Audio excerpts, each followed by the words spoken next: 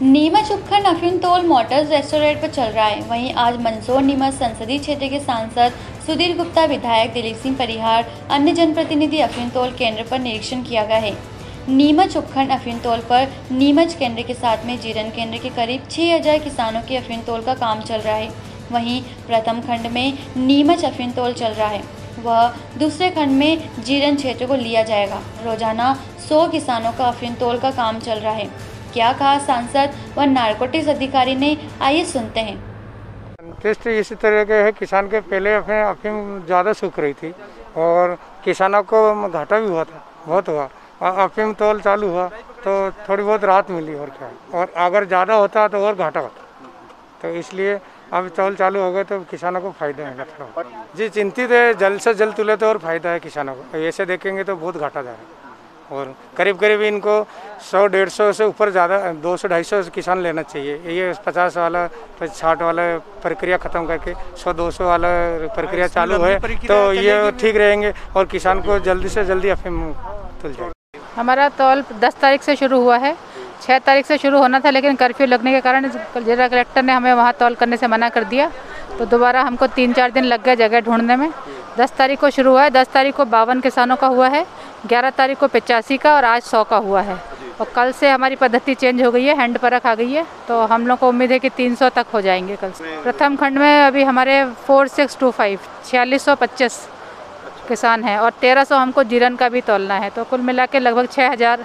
ये जिला अफीम अधिकारी नीमच प्रथम खंड है और यहाँ पे 4625 किसान हैं और मुख्यालय के आदेश के अनुसार जीरन तहसील का जो सेकंड खंड में आता है उसके 1300 किसानों का भी तौल हमको ही करना है।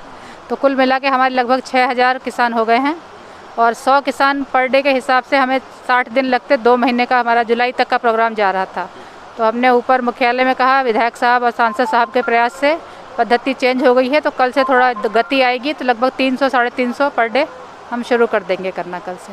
नहीं देखिए, बहुत मैं तो कह रहा हूँ कि सुंदर तरीके से मैंने अभी जिन तौल केंद्रों पर देखा है, अधिकारी पहली बार, चूँकि ये दौर है सभी के लिए, ये नए बदलते हुए परिवेश में नए तरीके से सब व्यवस्थाएं बनाना बहुत कठिन था, लेकिन मैं नारकोटिक्स के पूरे अमले को इस बात के लिए धन्यवाद दूंगा कि एक सुंदर व्यवस्था दी है। मैंने किसान भाइयों से भी जाना तो वह भी प्रसन्न है इस सब से। उसके बावजूद हम जानते हैं कि हम जिस खंड में आज खड़े हैं नीमच, यहाँ विधायक जी भी हमारे साथ हैं, हमारे भारद्वाज जी साथ में हैं। हम इस बात को जानते हैं कि 6000 किसान हैं इस अकेले केंद्र पर, और जिस गति से अनुमतियाँ प्राप्त है उसको चलाएंगे, उस तरीके से चलाएंगे तो ये जुलाई का महीना आना है। और इसीलिए भारत सरकार ने इस पर पुनः गंभीरता से विचार किया है, क्योंकि अफीम तोल के बाद अफीम का निर्धारण तो फाइनली तो लेबोरेटरी में ही होता है, और जो केमिस्ट हैं वो एक्सपर्ट्स अपनी रिपोर्ट्स देते हैं, किसान को उसका सैंपल अलग से रख लिया जाता है।